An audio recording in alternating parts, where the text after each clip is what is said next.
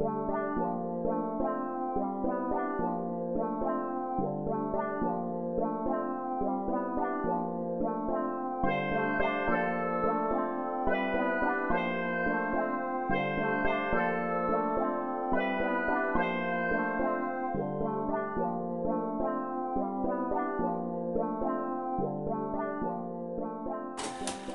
and welcome back to Triplicate, and moving on with the Heresy Radical Synthesizer.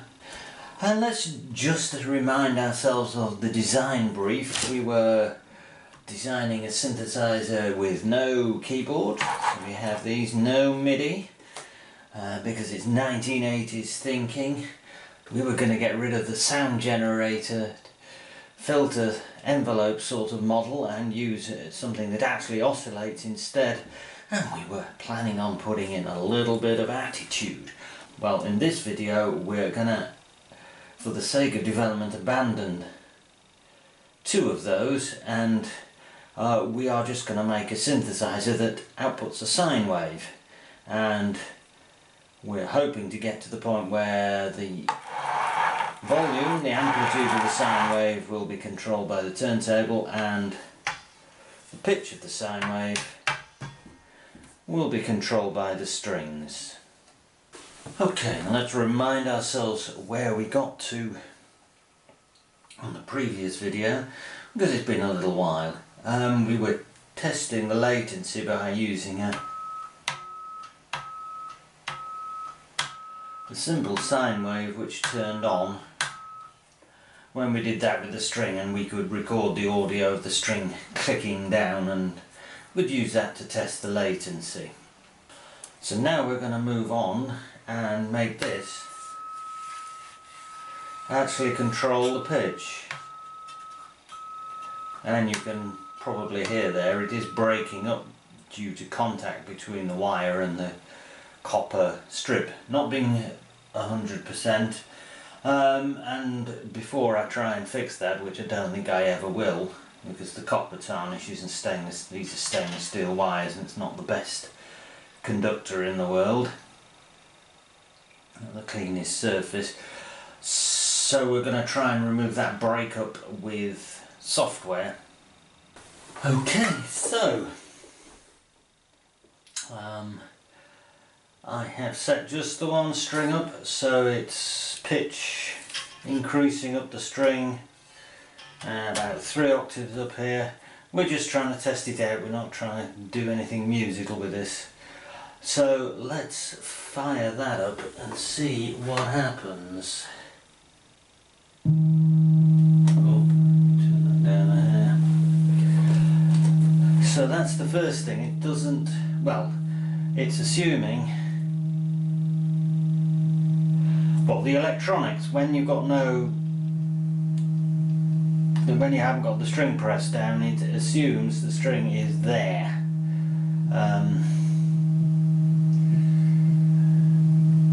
And runs all the time, which is annoying, and we will need to know the condition where the string is not in use for musical reasons, so we might have a look at that first. But in the meantime,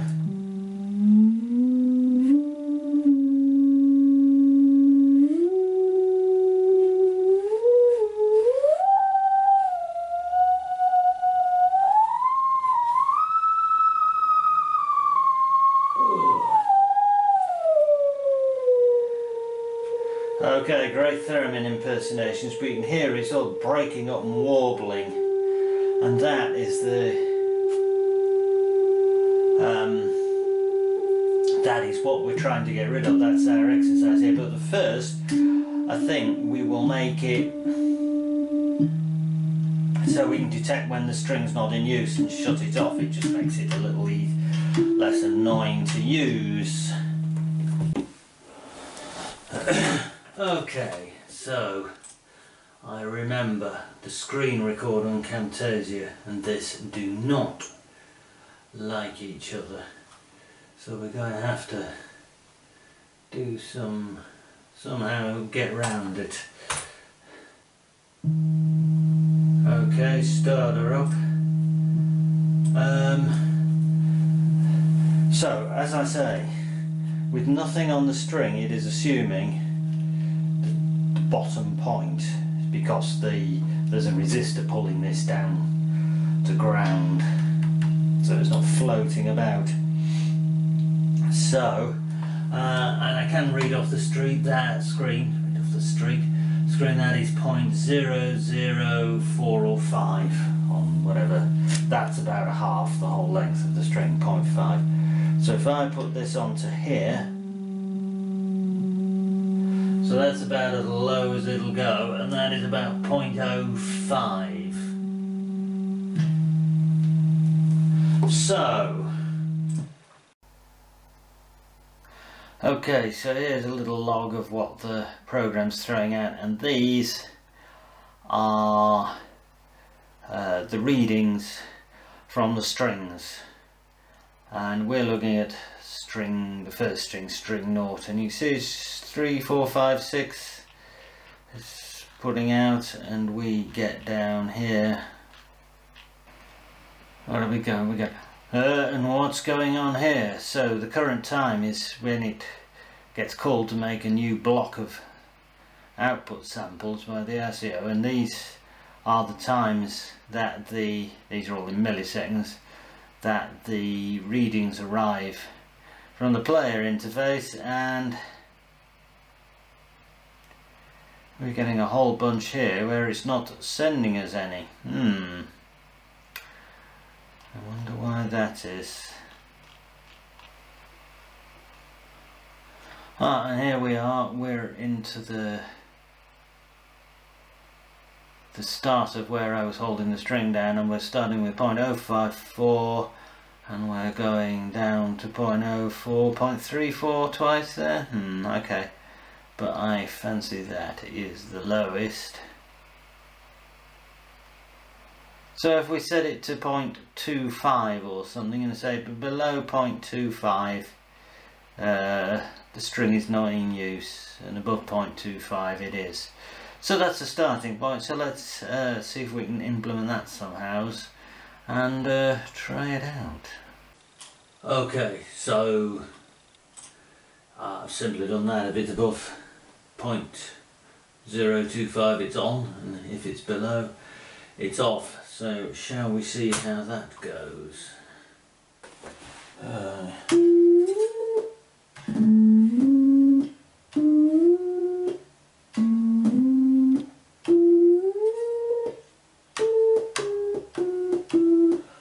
Okay, a little clicky, so I might just put a ramp it in and out to remove that click. That's a bit annoying. So I'll crack on with that, and we'll hear the results in a minute.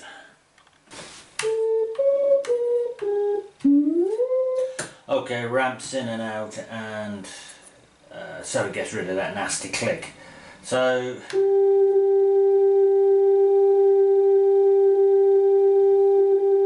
we can listen to that, and we can hear a nasty warbling noise. So I think that's our next task, is to find out what that's all about. Okay, another innovation I've added to the PC program. All the time it's running, it's saving its output to a WAV file in this directory here, which just has a date and time on it, and I can rename and save the ones that I want, and the ones that I don't want I'll clear out periodically to stop it filling the disk up. Anyway, we want to look at that, which is the one I've just generated, and we will look at it in our trusty cool edit program.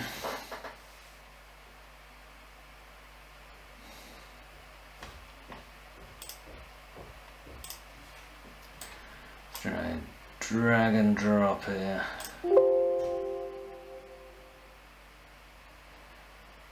Okay, so that's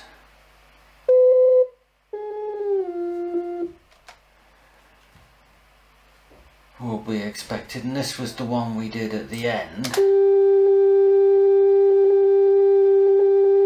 which has that warbling on. So what I am going to do is just delete all the rest of it. And let's have a look at the waveform, which looks nicely sinusoidal. Can't see any glitches or anything.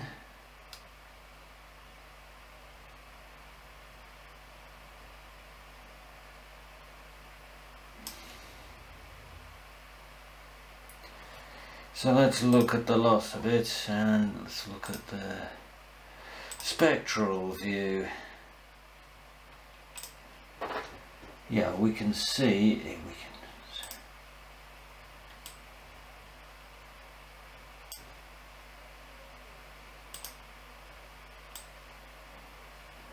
so there we are, that bright line is our sine wave, which rather overloads it, and we can see all these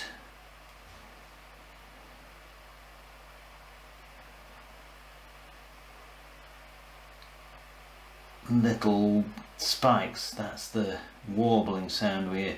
So if we choose that one, zoom in and look at waveform view,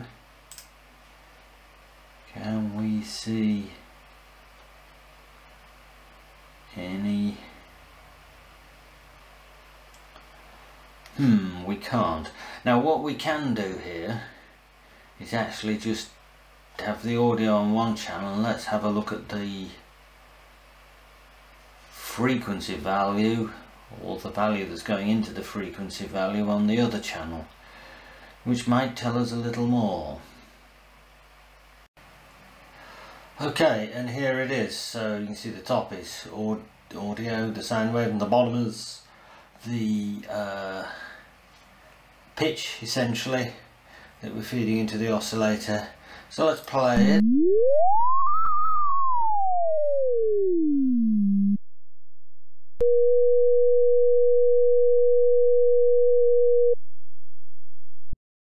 Okay, and we can see up at the top, I guess the copper must be more tarnished in there. It's dropping out, which is just bad contact between the wire and the copper, base contact, whatever you call it. And this here,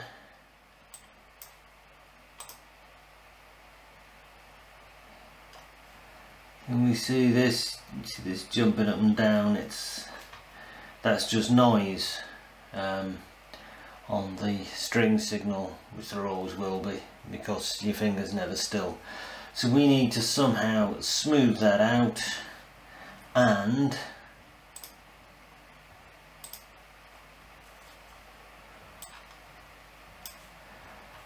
stop this nonsense up here.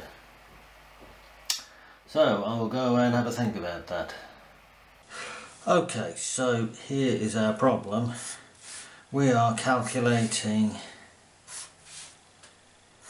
in buffers, and say we're getting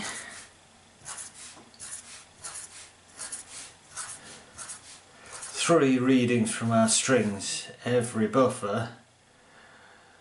What we're doing up to now is we're guessing here and calculating the next buffer, and we're simply taking that reading and that reading and that reading. So what I've done is taken these and added a buffer time to each of these. So A, B, C, D, E, F we get here, and we're calculating this buffer all in one go, remember, and we're adding an buffer offset, and I found a bit empirically as well to these. So that's actually A, B and C. As we calculate this buffer, we pick up these three values at these new offset times. So we're using each reading instead of every third reading, as it happens with 3 milliseconds update on here and 12 milliseconds buffer size. So let's have a look and see if that improves matters. Okay, so here is the original, and we'll just look at this mess, and then we've got to think why this mess is happening. So the value is changing, you can see every so often, and the every so often there is 514, so that's every buffer, 512 samples, because I haven't selected exactly accurately. So let's have a look at the new, updated, improved version as I just described.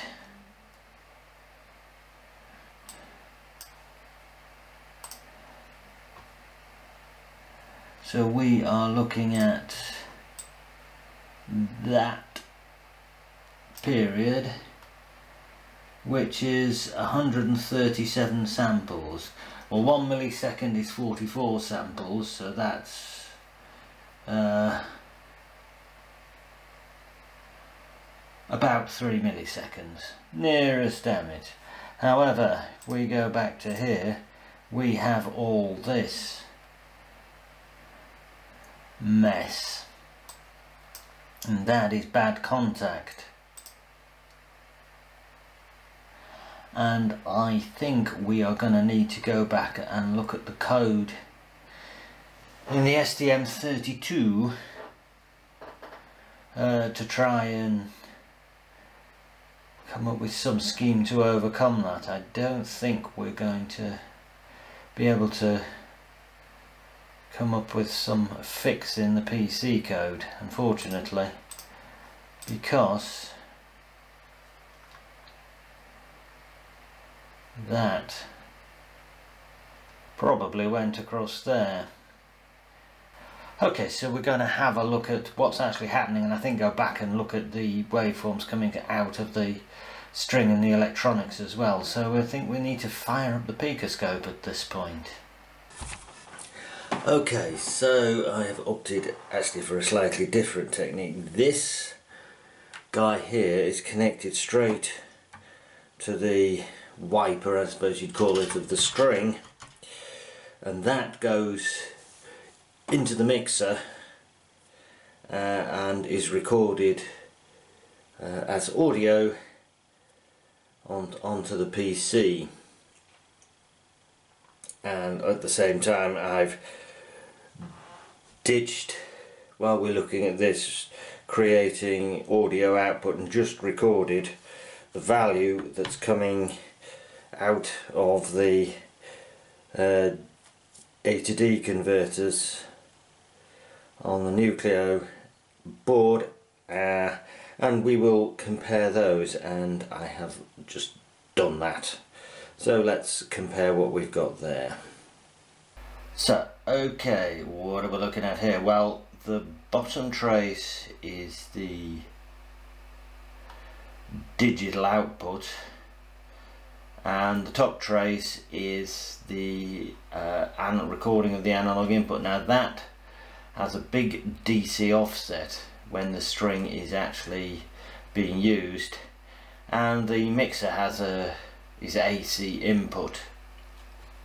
So if we zoom into here, you can see the digital signal goes up, and there is a great big DC spike on the analog input, so it does this malarkey, and then it comes back up to here, and it's just recording the AC, which is the noise. The DC we know works, so we don't care. Okay, and I've synced them together, and this one worked reasonably well. There's some funny going on here, a bit of noise here, which you can see is reflected as noise on the digital signal. Now let's look at that one. Oh, and you can see again we've got turned the string on, we've gone from the bottom to the top and back to the bottom and off again, but there is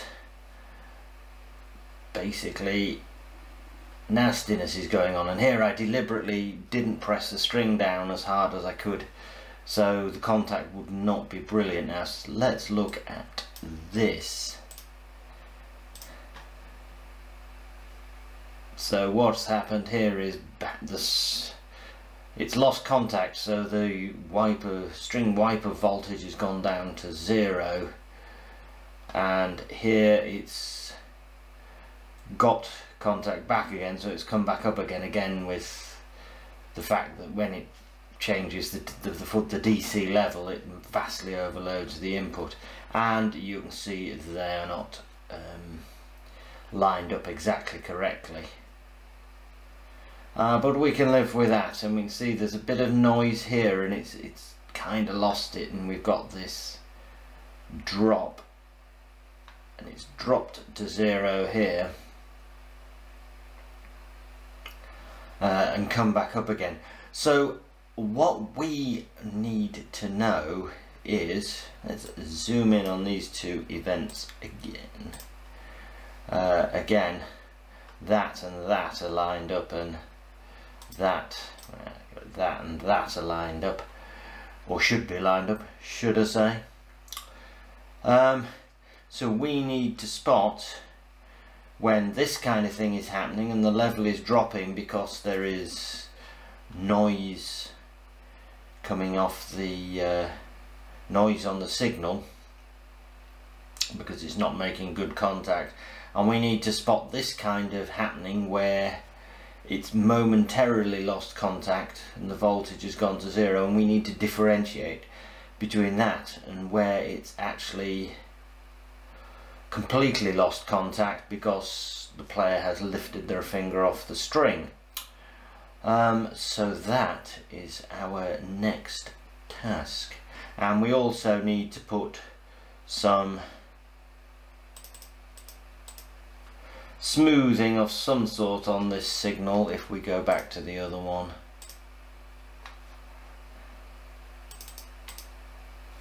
And look at the frequency analysis, spectral view. We can see here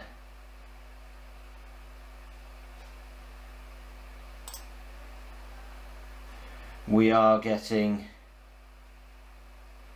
some noise all the way up from the zipper noise, the stepping, so we need to filter that out as well.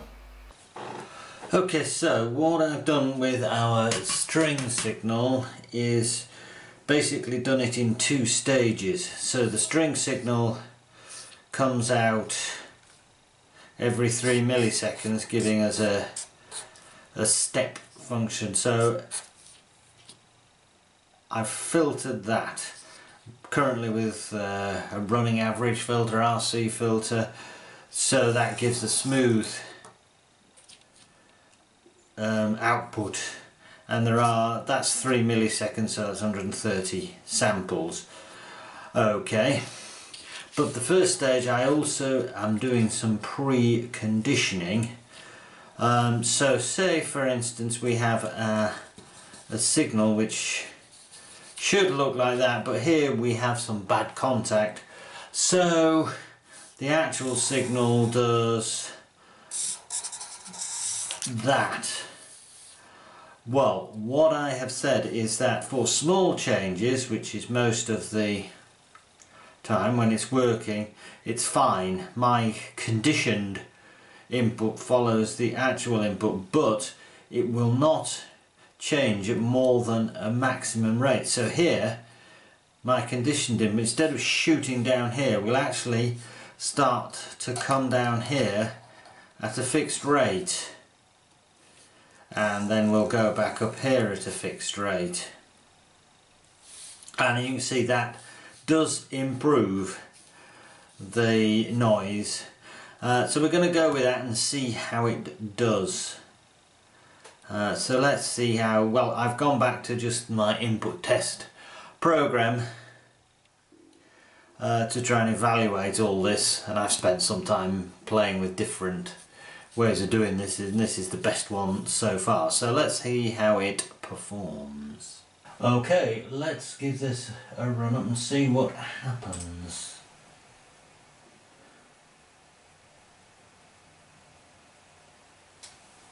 So it's going, so we will do a slowish one, a fast one, and one of those, and we will see what that gives us. Okay, so here is our the result of our conditioning of our readings coming from the string. We've always smoothed them, so this is one reading every 3 milliseconds, and the yellow trace here is the reading coming in with noise and dropouts and what have you on it, you can see, and the top one is the smooth one, which all the dropouts has gone and the worst of the noise has gone. So okay, we are going with that for now, and if then we take this green trace and put it through our little very basic filter, we get that, which is the bottom trace, and the top trace is the raw input from the string, from the readings from the string.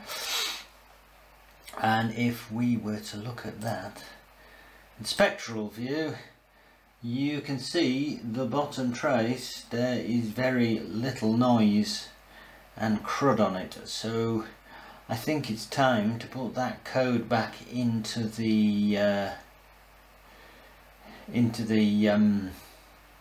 instrument, into our very basic test version of the Heresy, and see how it plays. Right, well, I think I'm going to finish this video here on a bit of a cliffhanger. Exciting stuff, this synthesizer development, and yeah, I know it's slow and I meant to get on quite a lot further, but it's sort of new stuff for me anyway. It's an uncharted territory trying to get this stuff working, so of course it takes a long time, and it's probably why I never did it when I was designing synthesizers commercially, because you just don't have the time to spend playing with stuff like this. You just had to produce some product and get it out there, and hope you've managed to put enough innovation in to make it interesting. Not that anybody seems to be particularly interested in innovation in synthesizers these days. And I've been spent a week away on grandfathering duty since I filmed the last bit of it, so it seems easiest to wrap it up here, and it's gone on quite a long time, and continue on in the next video. And I did take the Heresy kit with me when I was away, and I have done some more work, so hopefully the next video, I suppose the second part of getting the player interface to work, is not going to be quite so long in coming out. So until then, it's goodbye from Triplicate.